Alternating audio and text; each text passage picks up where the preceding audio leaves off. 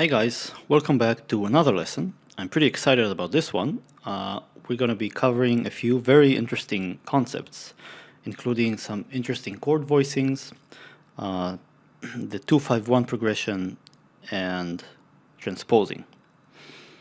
Or the power of transposing, I should say. So let's start with a simple progression. A D minor, going into a G major, going into a C major. With the bass in the left hand, it would be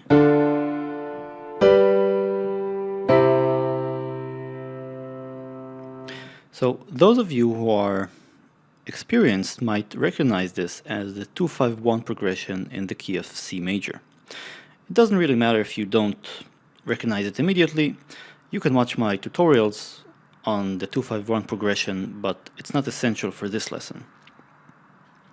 What I'm going to start doing is give you an interesting voicing for this seemingly boring chord progression.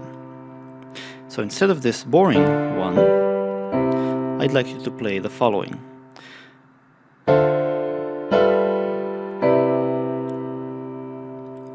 The left hand does the same thing, a D to a G to a C. The right hand plays for the D minor, F, A, C, and E. For the G major, F, A, B, and E. So basically the C goes down one step. And for the C major, E, G, B, and D. Once you've mastered this particular chord combination, what I'd like you to do is to start transposing it. So transpose it one step down. That's two semitones. So starting with D minor, you're actually going to transpose it down to C minor. The G would get transposed down to F, and the C would get transposed down to B flat major. So it would sound like that. Starting from the beginning, now play the transposed. Do it again. Transpose it again, two semitones down. And again.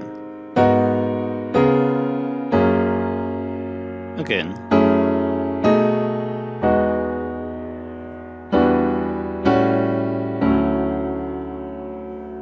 And now we're back where we started.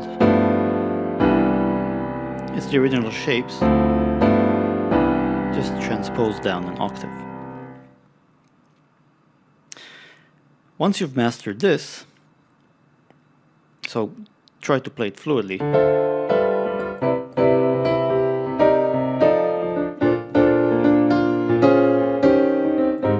Try to maybe add some rhythm.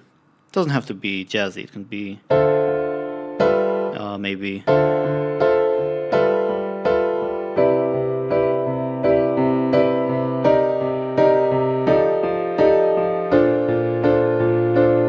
something simple like this. Once you've done that, play it again, but this time omit the roots. So the root is the note in each. So you have three sets of chords, right? You have this, say, the D minor to the G to the C. The C, the final chord in the set of three chords, is the root. Similarly, for the C minor, F, B flat, the B flat is the root. So just omit this, take just these two first chords, D minor and G, and then play the next three. And then again. So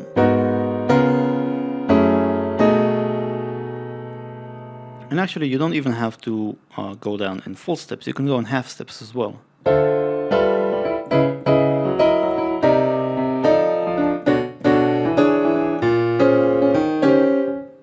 So you can kind of get this fast jazzy feel just by transposing this shape you started with. Now, you might say, well, you're teaching me how to sound jazzy in this video, and I actually want to play pop songs. Well, you'll be surprised. The same chord voicings can take on a completely different feel if they're played in the right context, in the pop context. For example, let's play the same progression, but with a different tempo.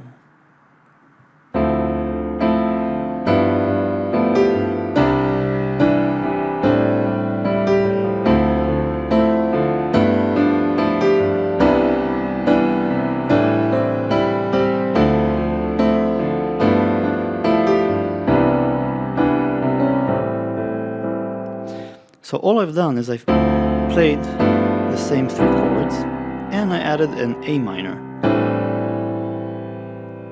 So D minor to a G to a C major to an A minor. And I also added like a small melody.